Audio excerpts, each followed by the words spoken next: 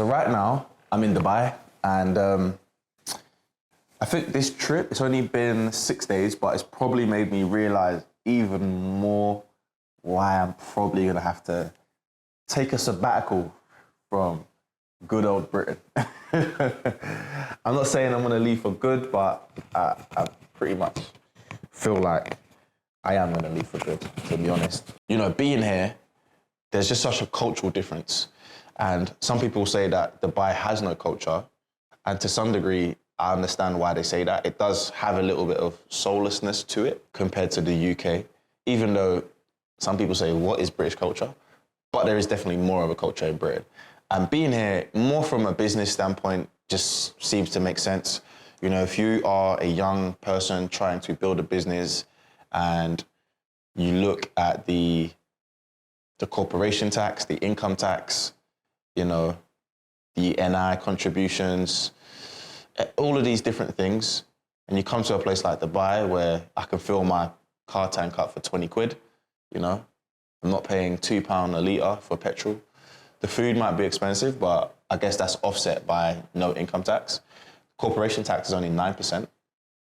So, like, all these little things, and the quality of living is just completely different. And then there's one thing as well that kind of goes understated, but life is a lot different when you wake up and the sun is booming. Life is different when the sun's booming. Like, it is different.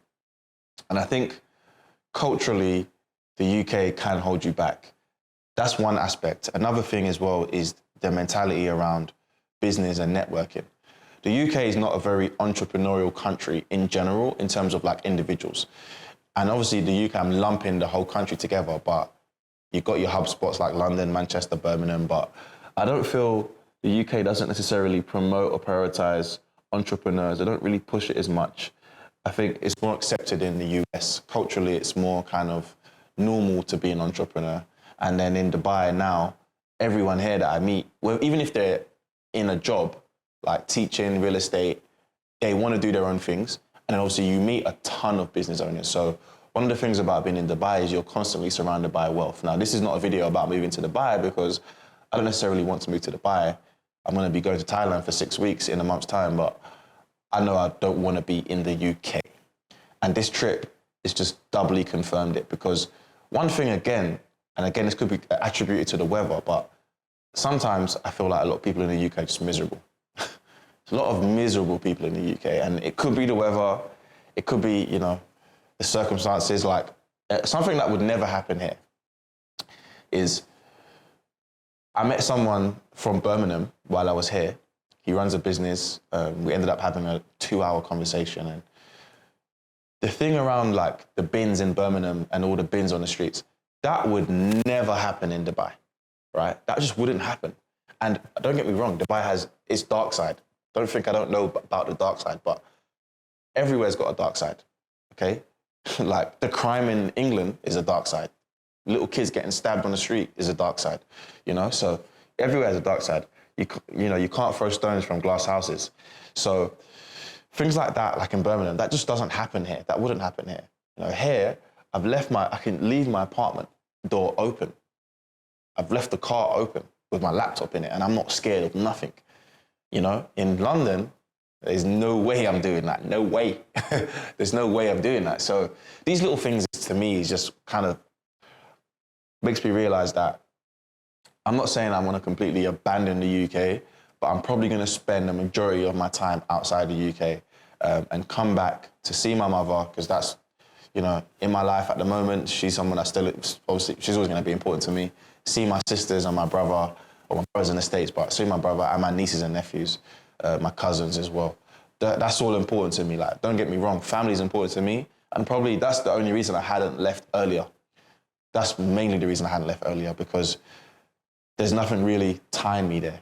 And there's a dark cloud in the UK at the moment. The cost of living crisis, which seems to be, I don't even use that language. I don't say cost of living crisis, but it is real in the sense that the prices and inflation is really being heavily slapped on British people.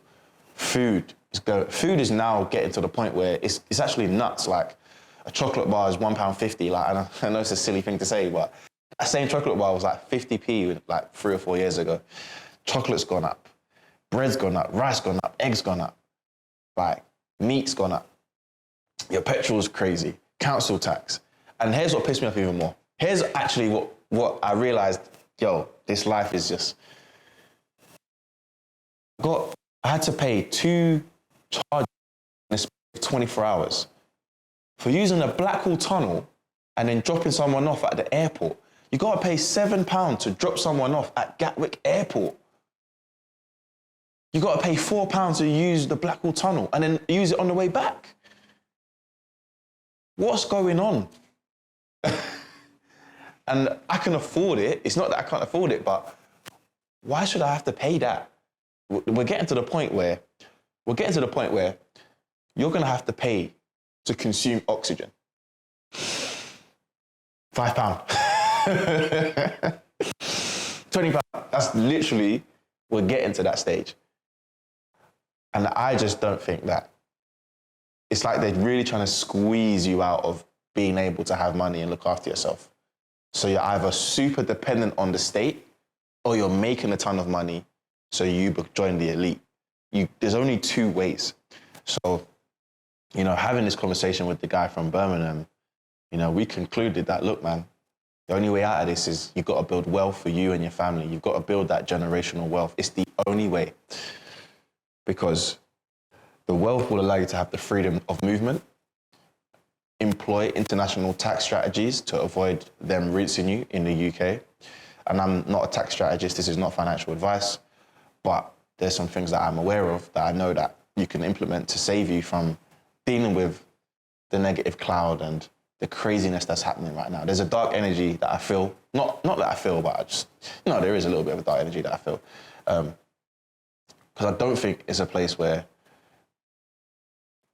you can be the best version of yourself. And it's not even your fault. It's not my fault. It's actually the surroundings. And I'm not a victim-minded person. I think you can still make millions in the UK. You can still be successful. It's just that the access to that success is a lot harder because of the structural barriers that are in place from the higher-ups.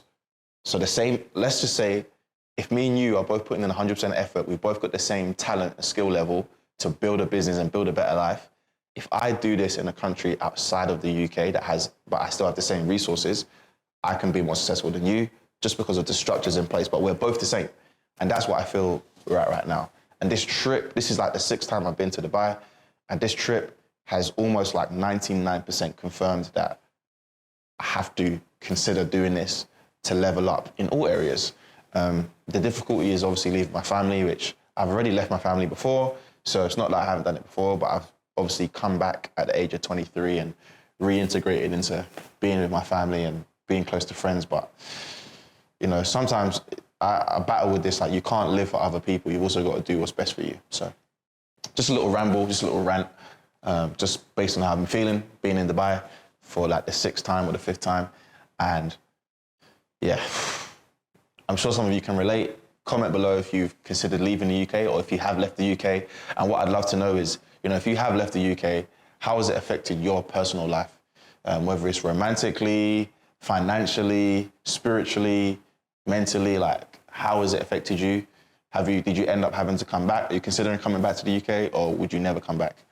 Peace and blessings, my people. Love.